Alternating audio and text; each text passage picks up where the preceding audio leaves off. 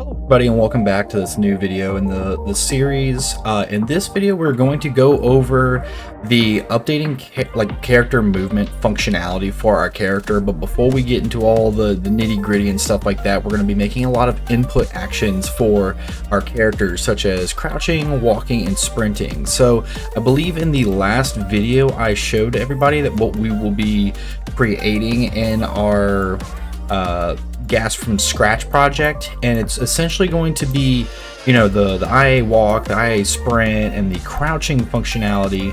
And then I believe I also showed people the get desired gait and the calculate max speed. So I want to do these later in the series because I want to keep these next few videos relatively short, because we're just basically setting up the input functionality for it, right? So let's go ahead and hop into that. So I'm going to go ahead and close out of this and move that back, and let's get started on it. So what we are going to do is we are going to go back into the third person template map, and we're going to go to our input and then our actions, and then here we're going to get input action, and we are going to call it IA crouch, just like that.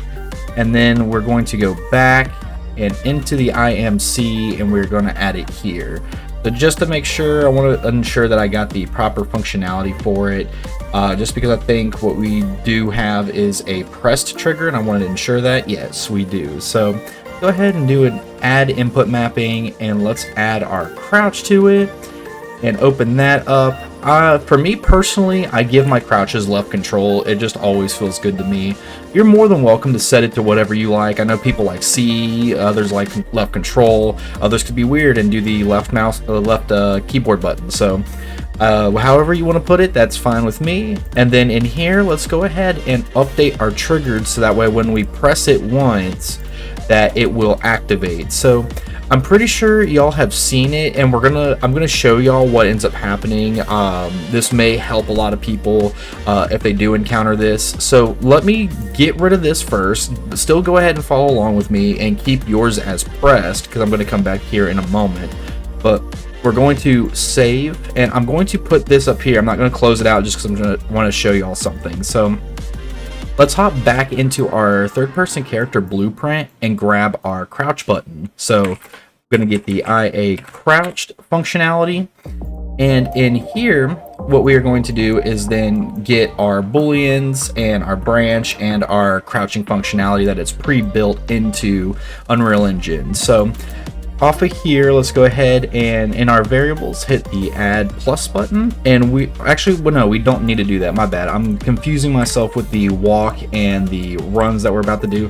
Here we just want to do a branch node first, so hit B and then left click and connect that, and then we're going to right click and get the is crouched variable from our character components, like our character movement and stuff like that. So and then after that, what we're going to do is we are going to get our crouch and our uncrouch. So, and we're copying it just like how the game animation sample has it. So we have crouch and then crouch and uncrouch, just like that. So if we are crouched when we hit this button, if that is true, then we are going to want to crouch. And when we trigger this, if we are not crouched, then we are going to want to crouch. And it is literally as simple as that, and we have our crouch functionality. So real quick, what I wanted to show y'all, and I'm going to also explain this crouched boolean that they have here in just a second, because there is a meaning behind these two white dots, and also a meaning behind why we're not creating our own boolean variable.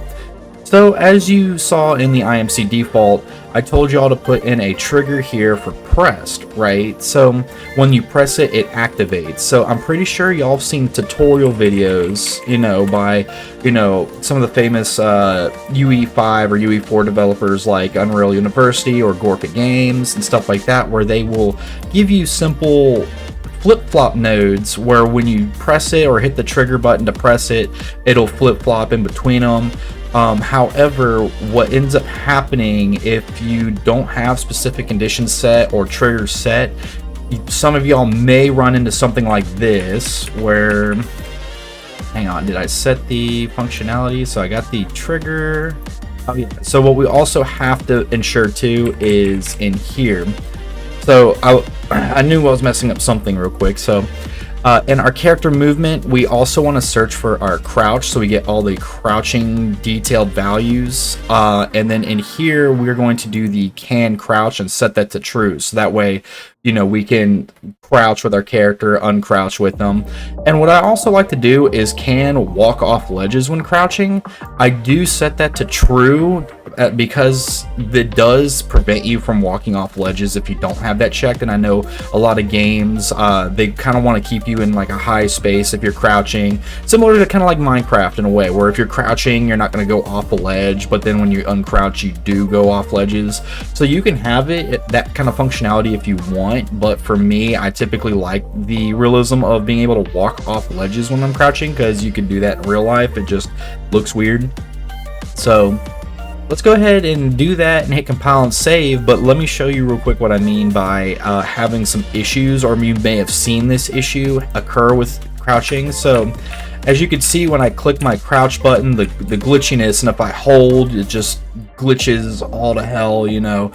So I'm pretty sure a lot of y'all have seen that, and it's just because of how there's certain things that come with it, where it's like it could be the finickiness of like a keyboard press, or because of the fact of how much the input action is actually being triggered per second, per frame, stuff like that. So that's why what we did in here is I got y'all to do the pressed trigger action, just so that way you can avoid that error. So if we do that and we save, compile, and I hit play, look at that. We don't, if I hold the crouch button, we don't do that whole glitchiness crouching situation, you know. So it actually performs a proper, you know, one-off crouching, you know.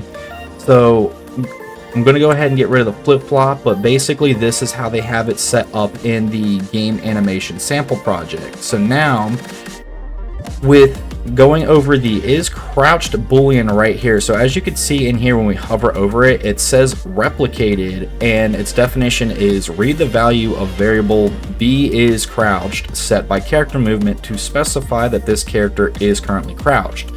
So in the character movement, when we look at crouch, right, you can see that this boolean value is nowhere to be found within the character movement component, and there is a reason for that. So when doing some research on the is crouch, just to give y'all better information on this boolean, basically this is a variable within Unreal Engine 5 that is built in within the A character class. It's used to indicate whether the character is currently crouching. This variable is managed by the character movement component and is typically used in conjunction with crouch related functions like crouch and uncrouch. But here's some key points about it. So let's go over some like internal handling points about it. So this variable is not exposed as an editable property in the character movement component because it's managed internally. It is set and updated by engine-based values and other stuff set for the character movement state, set for being able to crouch and uncrouch.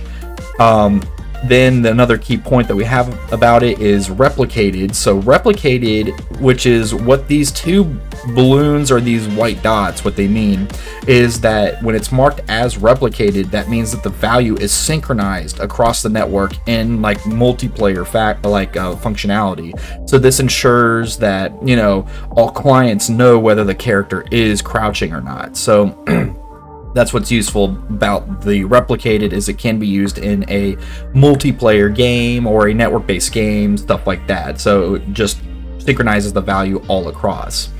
So even though you won't find the Boolean value in the details panel, you can actually access it in C++, but the thing is I'm not very well versed in C++. I've only dabbled in it a little bit in the past, and I really enjoy blueprints more, so unfortunately I'm not going to be able to find it in the C++, you know, Visual Studio scripts and stuff like that. So, but basically that is the basic rundown of the is crouched boolean here. So now that we have that, we basically have our our crouching functionality set up and ready to go.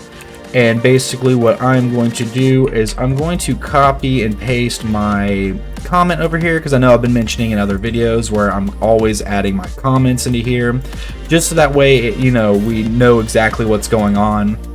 And as you can see, I kind of copied like the third person template jump input, where, you know, crouch can be configured in movement component, not the variable specifically, but like other details, you know, the stuff that we were looking at, like the crouch half height, the walk speed while crouched, walk off ledges, and the can crouch functionality. So that's why, you know, I have that comment there, is just that way it reminds myself like, hey, this is where we edit some of the values there. So now we have our crouch functionality, and we are ready to move on to the next step, which is what I will hold off until the next video, where we're going to set up our walk input, and then after that we're going to set up our sprint input. So I know this has been one of the least favorite videos, jokingly saying. I know we all want to go to the, you know, the fun stuff and whatnot, but we got to set up these first before we can get up into the like the desired gates and the max speeds and stuff like that, and going up to it. So